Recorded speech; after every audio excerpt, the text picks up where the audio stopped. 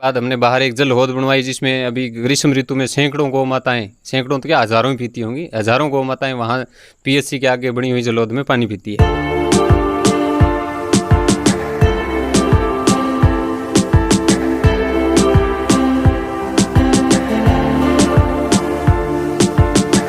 Good morning दोस्तों, welcome to my new vlog.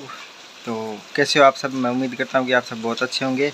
तो आज है हरियाली अमावस्या। तो हरियाली अमावस्या की आप सभी भाइयों को ढेर सारी शुभकामनाएं। तो मैंने पिछली वीडियो में वादा किया था कि जो गौ सेवक है भाई भजनलाल जी, उनसे मिलेंगे। तो आज उनसे बात हुई थी कि भाई साहब आप आ जाओ। आज मेरे पास भी समय था और उनके पास भी थोड़ा समय था, तो शाम को मिलने का वादा किया था भाई साहब ने। तो शाम को भाई साहब से मिलेंगे और उनसे जो मुहिम है उनके बारे में बात करेंगे, क्या क्या काम करवाते हैं, जो भी है उनसे ढेर सारी बातें करेंगे। तो वीडियो के साथ बने रहिए और वीडियो को ज़्यादा से ज़्यादा शेयर कीजिए। और जो भाई साहब ने संस्था बना रखी है उस भाई संस्था को भी फुल सपोर्ट कीजिए दिल से, सभी भाई लोग। तो बने रहे वीडियो के साथ। मिलते हैं भजन भाई से शाम को 7:30 बजे, उन्होंने टाइम दिया है।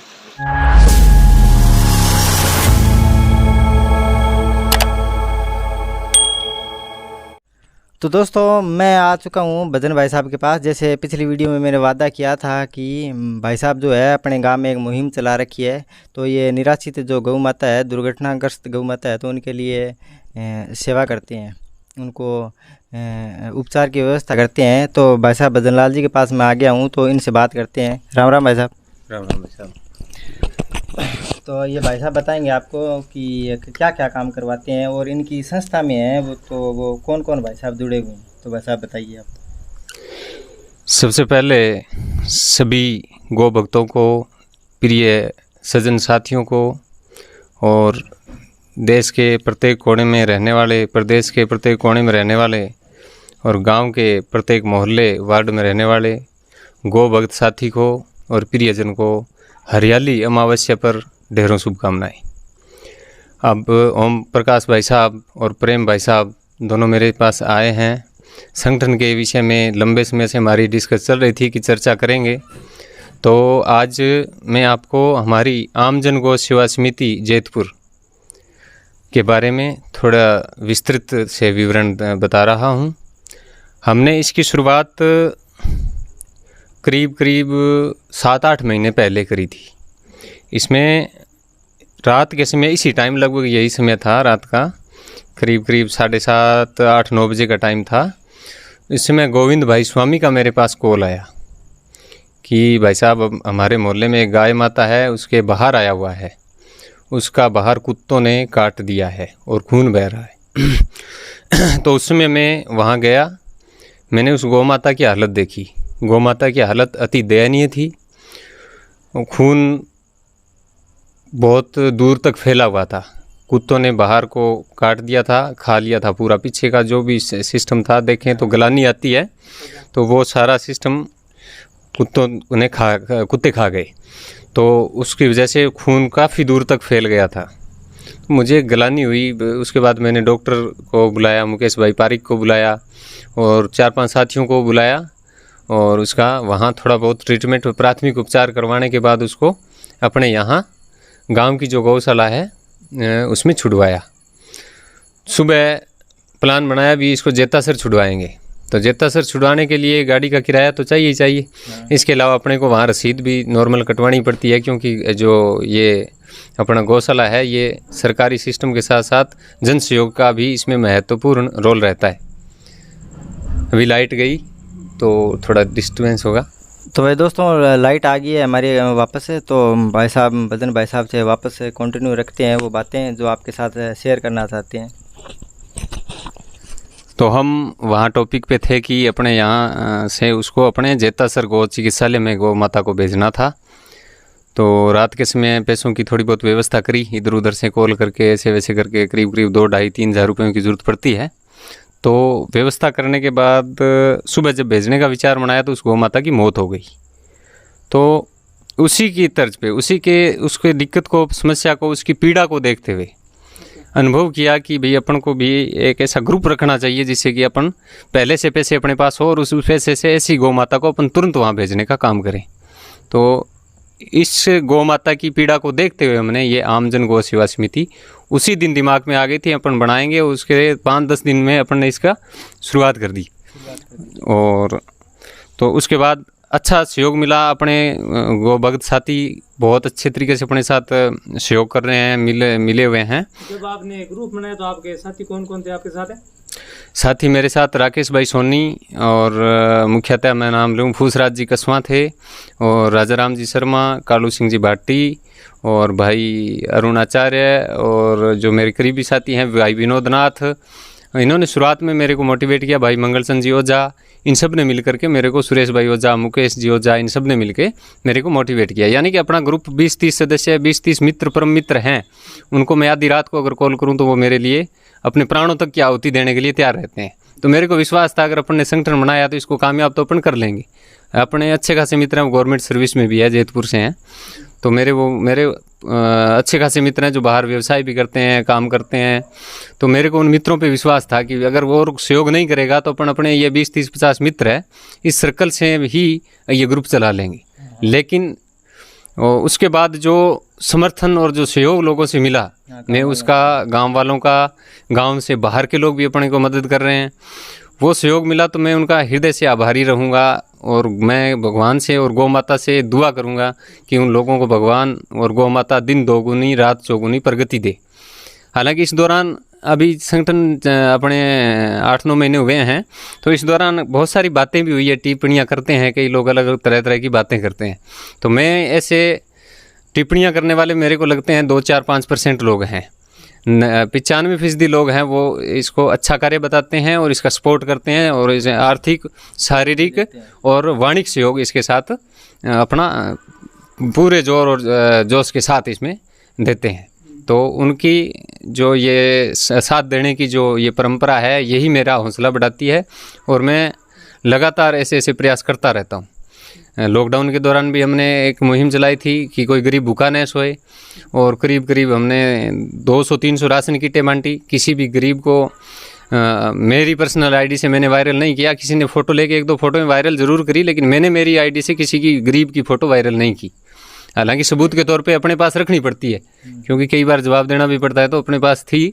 वो फ़ोन मेरा रीसेट हो गया, टूट गया, एक्सीडेंट हो गया था चुनाव के दौरान, तो उस टाइम टूट गया। वो फ़ोटो में भी मेरे से चली गई, मेरे पास है ही नहीं अभी तो इसलिए लगातार प्रयास किए हैं। पीछे जो ऑक्सीजन की कमी के कारण पूरे देश में मौतें हो रही थी, तभी अचानक विचार आया अभी अपने यहाँ एक ऑक्सीजन मशीन होनी चाहिए।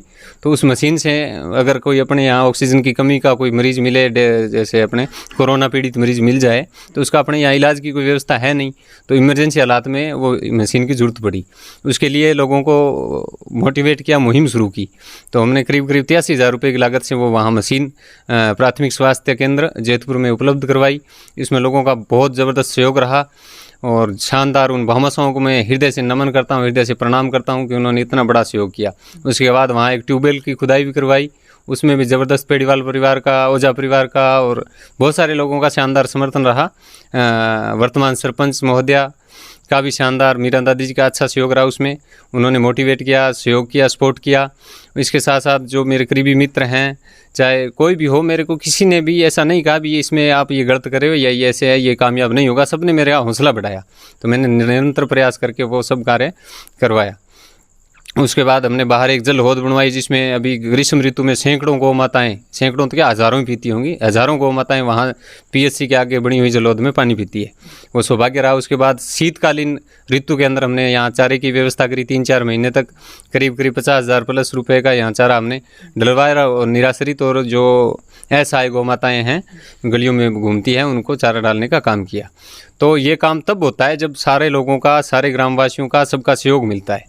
तो मैं सभी मेरे गौ भक्त साथियों से, प्रियजनों से और जिनके मन में या दिमाग में किसी भी तरह की कोई किंतु परंतु है, उन सभी साथियों से मैं विशेष आग्रह करता रहता हूं और करता रहूंगा भी कि आप इससे जुड़िए। अपने गांव अपन सबको मिलके एक ऐसा माहौल बनाना है जिसमें गांव का भविष्य सुधरे, गांव के जो नौजवान साथी हैं, आने वाली पीढ़ियां हैं, उनका भविष्य शानदार हो। हमसे लोग प्रेरणा ले और प्रेरणा लेके हमारी आने वाली पीढ़ियां भी देश, गांव और अपने क्षेत्र के हित में बहुत सारे कार्य करें। वाल इनको पूछना है तो ये मेरे से पूछ सकते हैं। तो दोस्तों, मैंने आपके साथ जो वादा किया था कि भाई भजन लाल जी से मिलेंगे और इनकी मुहिम के बारे में आपके साथ बातें शेयर करेंगे, तो जो भी बातें थी तो भाई भजन लाल जी ने अपने आप कह दी है। और भाई भजन लाल जी का एक यूट्यूब चैनल भी है, तो भाई साहब आप उसका नाम भी बता दीजिए। आमजन गौ सेवा समिति नाम से हैं, उसको ज़्यादा से ज़्यादा मेरे गोभक्त साथी सब्सक्राइब करें। और भाई साहब ओम प्रकाश जी रंगेरा जो इतना अच्छा कार्य कर रहे हैं, मैं इनका बहुत बहुत हृदय से धन्यवाद प्रकट करता हूं कि इनको ये मुहिम अच्छी लगी और इन्होंने अपने यूट्यूब चैनल पर आमजन गौ सेवा समिति को तवज्जो दी। इनका मैं हृदय से आभार प्रकट करता हूँ। इनका चैनल भी आप सभी साथी सब्सक्राइब करें, यह आपसे विशेष आग्रह है।